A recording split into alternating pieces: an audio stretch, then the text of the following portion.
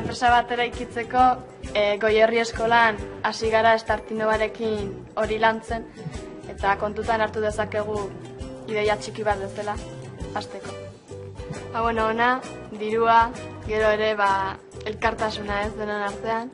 Nik uste enpresa mundua oso urruti gelditzen zaigula eta pixkanaka joan behar dela ez, enpresa munduan sartzen eta gertatzen bada, bai, baina ez dela bapateko gauza edo. Egon daitezke momentu batzuk diru asko irabazten duzula, baina autonoma izanik edo dirua ere galtzeko arriskoa daukazu.